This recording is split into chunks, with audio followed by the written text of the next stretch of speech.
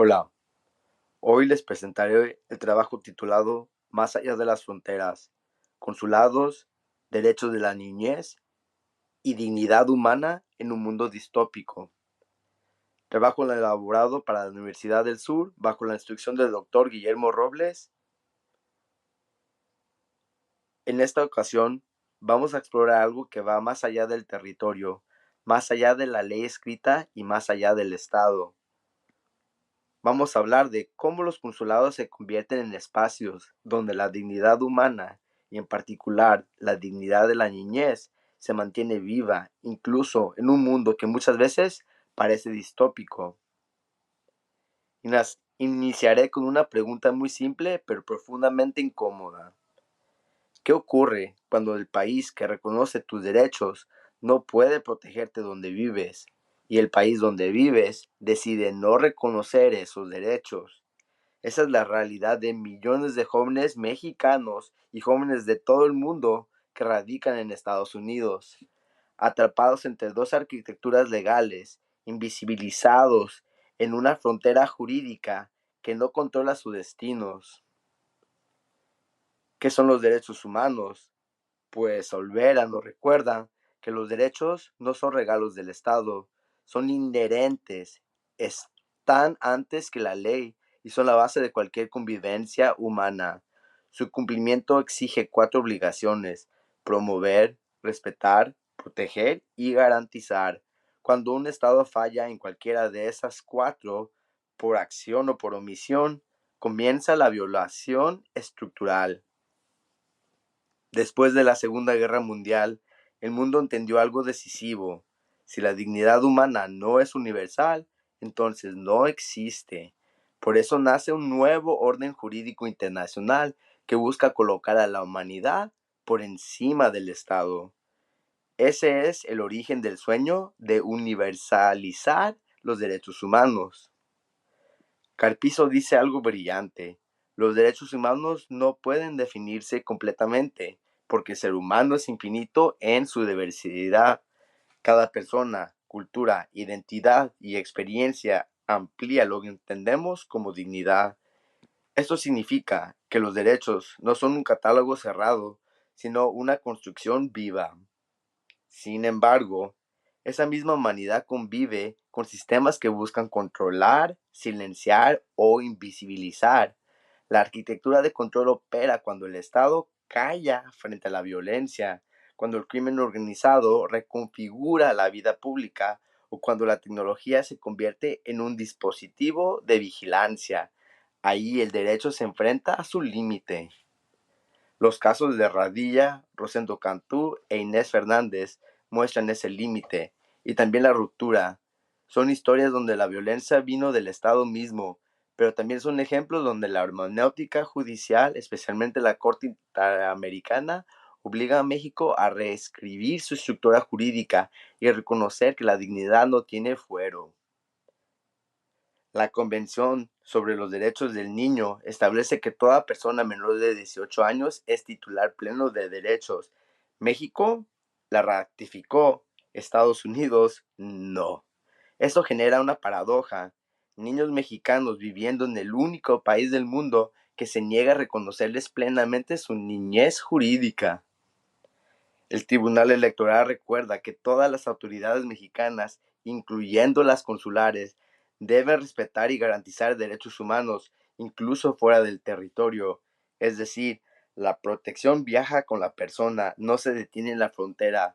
La diáspora también es sujeto de derechos. El consulado es un espacio muy particular. No es del todo México, pero tampoco es completamente extranjero. En esa zona intermedia ocurren cosas notables.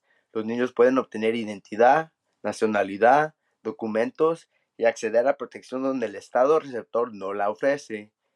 En el consulado, la dignidad encuentra un intérprete. En estos espacios aparece algo que podríamos llamar diplomacia desde abajo: personas, funcionarios, usuarios, familiares, que actúan no solo como representantes del Estado, sino como agentes de la humanidad. Cada trámite, cada orientación, cada acto de escucha es un gesto diplomático a favor de la dignidad humana. Los niños migrantes viven en riesgo constante de separación familiar, de detenciones arbitrarias y de un sistema judicial que los reconoce como sujetos plenos derechos.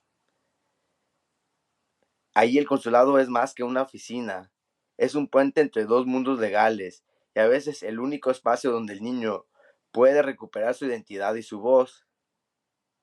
Hoy vivimos en un mundo donde los estados están debilitados, las democracias prometen más de lo que cumplen, el crimen organizado redefine la seguridad y la desigualdad erosiona la esperanza. Pero incluso en medio de esta distopia, la dignidad humana persiste como brújula ética. A veces seguramente hasta uno se pregunta si realmente tenemos derechos o si lo único que hemos logrado en los últimos 2 siglos es la esperanza de que significamos algo como especie. México en particular, pero en general, al ser humano, han construido una arquitectura impresionante de tratados, constituciones y tribunales, pero seguimos viendo cómo el hambre, la guerra y la desigualdad crecen, incluso en las democracias que más presumen su compromiso con los derechos humanos. Lo que leímos esta semana, Olvera, Carpizo y el Tribunal Electoral, me recordó que los derechos humanos no son realidad terminada, sino una promesa en construcción. Olvera dice que los derechos no dependen de la voluntad del Estado. Carpizo nos advierte que no pueden definirse por completo porque la humanidad misma es infinita. Y el tribunal nos muestra que la universalidad sigue siendo un ejercicio en curso, lleno de silencios, contradicciones y esperanzas. Y sin embargo, y tal vez aquí está la única certeza posible, incluso en este mundo cada vez más distópico, donde la violencia política y económica amenazan cada día con arrebatarnos la fe, seguimos siendo diversos. Y esa diversidad, esa multiplicidad de formas de existir y resistir, es en sí misma un acto de dignidad. Podemos perder la seguridad, el trabajo o la fe en los gobiernos, pero no podemos perder la conciencia de que cada vida humana tiene valor, incluso cuando los sistemas parecen olvidar su sentido. Por eso, más allá de las fronteras, de los discursos y de las leyes imperfectas, los consulados, las aulas y cualquier espacio donde alguien elija ver el otro como humano se convierten en templos de dignidad, porque allí, aunque el Estado calle o el mercado decida, todavía alguien escucha, traduce, acompaña. Quizá los derechos humanos no existen porque el mundo los respete, sino porque nosotros insistimos en vivir como si fueran reales. Y esa insistencia, esa terquedad ética, es lo único que mantiene viva la esperanza de que algún día la justicia deje de ser promesa y se convierta en práctica. Próximamente les comparto que esta presentación se basó en Olvera, Carpizo, el Tribunal Electoral, la Corte Interamericana de Derechos Humanos, la Convención